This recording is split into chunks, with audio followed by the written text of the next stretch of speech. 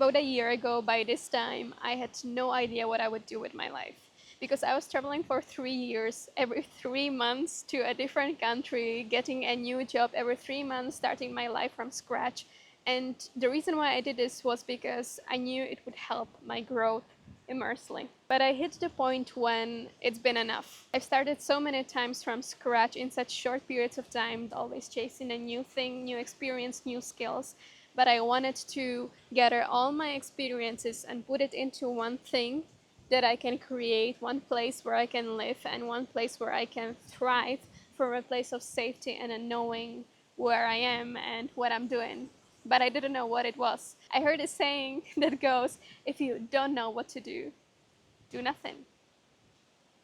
And I know that it might sound a bit cliche, but there's a truth about this, because if you don't know at all what you would do nothing and simply be open to what comes to you, because you're constantly every day receiving new signs about your next step and you intuitively connect with it. So you see, okay, like this thing that this person is doing actually sounds pretty inspiring and I could do this as well. There are messages coming to you from so many different sources that you cannot even imagine. So just to put yourself in the state to allow yourself that you don't know the next step and just be open to what comes to you is already a good step forward. And it's exactly what I did. I closed all my old chapters, all chapters that I was holding on to for way too long.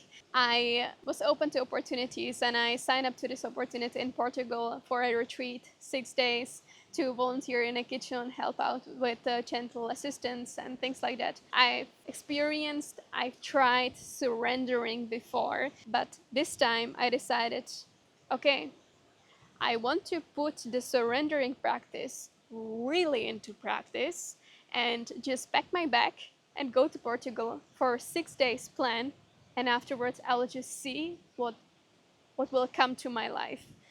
Because if you put yourself in a situation when you are fully open to what comes to you without a zero clue where you're gonna move next, I think wonderful things that you didn't even expect to happen to you will come. And that's exactly what happened. So I ended up going to Portugal for 6 days, and during this time, I felt like really emotionally heavy, and I was like, is this really the good thing to do? Because even when you know internally that you're taking the right step, you of course have doubts, right? We are all human.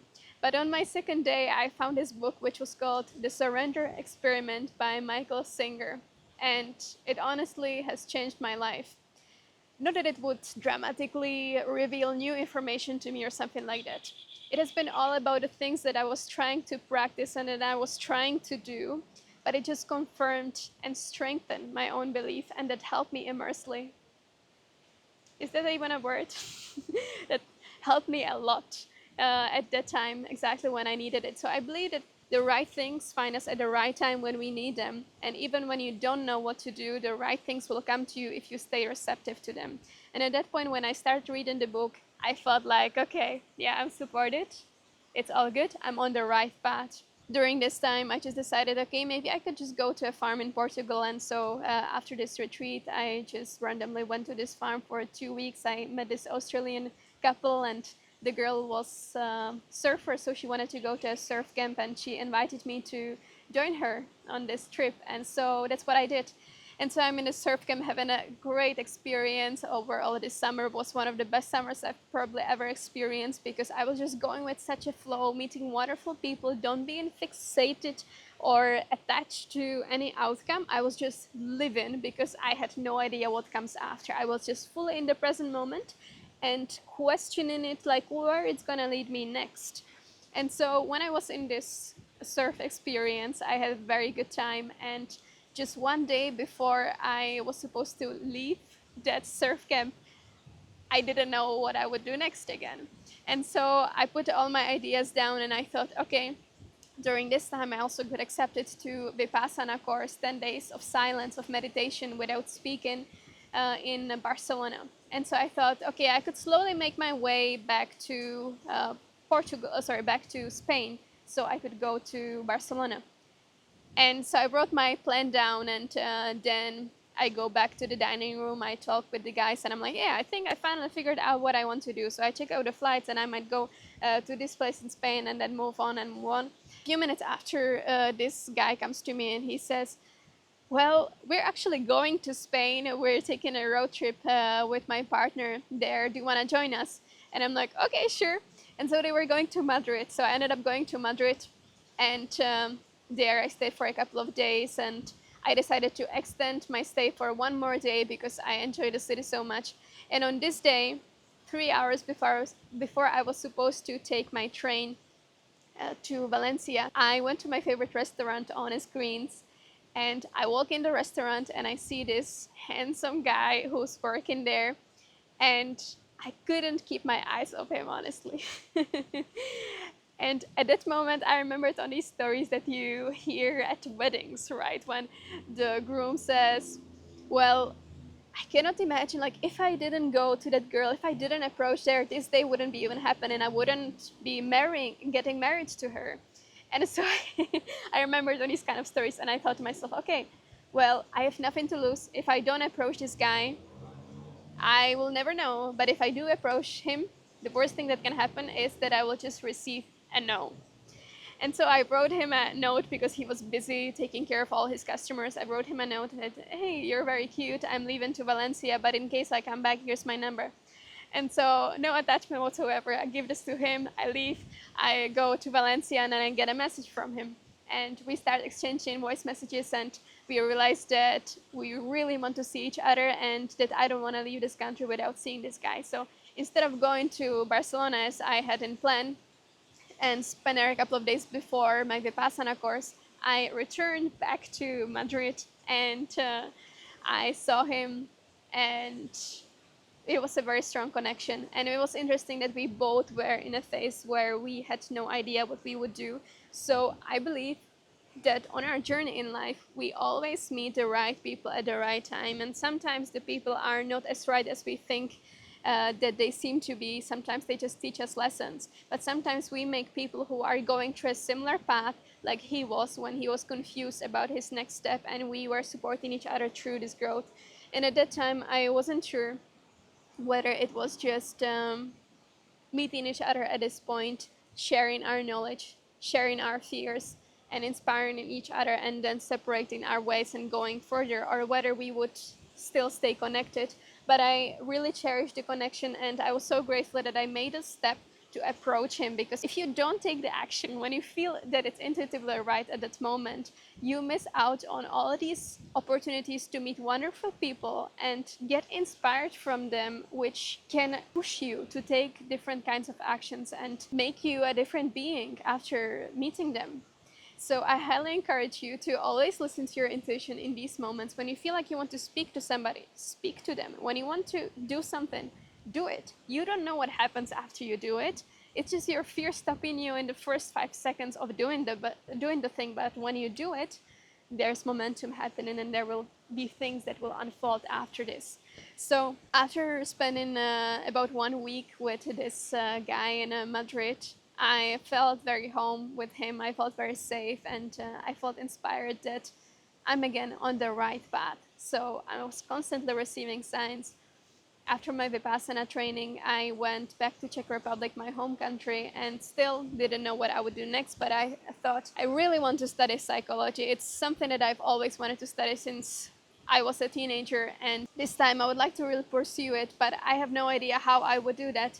And at this point, I somehow found this university where it's possible to study completely a distant degree, so you don't have to be in one place for 3 years, which was a burden to me to imagine this. This would give me a lot of freedom. So I started considering it, and I thought, okay, for this, I would need a very flexible job, and I would need a safe place to study from, and at the same time, a place where I could get enough of income to pay for my degree. So I had this intention in my mind, okay, so slowly the path is being revealed to myself. At this point, I just let it breathe. Yeah, I forgot to mention it was actually right after my Vipassana, the first day when I came back to city, and busy life in Barcelona, or more chaotic life, more energy, people speaking after my 10 days of not speaking to anybody, so many voices and people around. And just this day, one day after Vipassana, this opportunity shows up.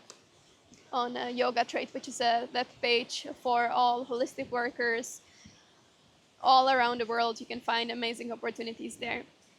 And so I saw this opportunity, which brought me here in beautiful Cabarete, Dominican Republic, where I'm working as a manager of a retreat center. I'm doing exactly what I wanted to do, to learn from other yoga teachers, retreat leaders, and to collaborate with them. I'm also a content creator and yoga teacher. And so I'm doing this combination of all the things that I love to do, and I'm learning from amazing people and even the guests that come here. So many different stories, so many different exchanges of inspirations and information which drive me forward. And I have still no idea whether I'll stay here for a long time. When people ask me, so how long are you staying? I'm saying I'm staying until it feels right, and I mean it from the bottom of my heart that this is how I live, and this is the best way how I can live honestly from my perspective. Because whenever I focus too much on the plan, it's always good to have a vision for sure. But if you focus too much on the plan of, okay, I'm gonna stay here for this amount of time, and then I'm gonna go there and there and there, you're operating from the sense of your logic and mind, and therefore you're closing yourself of opportunities that will come to you along the way. So from my perspective, when you allow yourself not to know and to just live in the present moment and let the experience unfold for you, you're gonna go in the right direction. Before going all the way here to Dominican Republic, which was a huge risk, I had doubts about it because, of course, I'm not earning high income. All the income that I'm earning goes to my university degree. So I was deciding between going back to a place that I knew, which is in Norway in the darkness. In winter, there's no sunlight, but beautiful northern lights. Probably having 5 times higher income. I was deciding between this and this here in Cabarete, Dominican Republic, where I would have sunshine and ocean life and the job that could actually help me to grow as a person. And of course, everything serves for a temporary time, and you're always evolving. Everything's always changing. So I'm not saying that I'm gonna do this job for the rest of my life. I'm evolving as a person, and I know that this place here has a time for me, and also there will be a time to go and leave. The meaning of this video is to tell you trust. Trust yourself, trust your gut, and don't put your attention elsewhere on other people's opinion of what you should be doing, because nobody knows. Nobody knows what they are doing. Nobody knows the best for you. You know the best. Your intuition knows the best. And if you allow yourself to be open to the signs that are coming to you daily, you will end up doing what you love doing and what is meaningful to you and to other people. So a year ago, I didn't know at all what I would do, but because I allowed myself to fully surrender, fully surrender and let go of the control and be open to what comes, I ended up being here where I'm the happiest version of myself, the healthiest version of myself. I'm doing the job that I love to do, and I'm educating myself in psychology, a field that I always wanted to study. And I'm evolving as a human being, and I believe I'm on the right path. If you surrender, you will see how many miraculous things will unfold for you. So please allow yourself to trust. All the good things are coming to you. Thank you so much for watching this podcast. For the first time, I'm doing a talkative video like this when I'm just sharing a bit of my journey. And if you'd like to practice yoga with me, I'm also having online classes. Just check out the description below, and I'll be looking forward to connect with you more. So let me know in the comments how you found this video, and I'll see you soon again. Take care.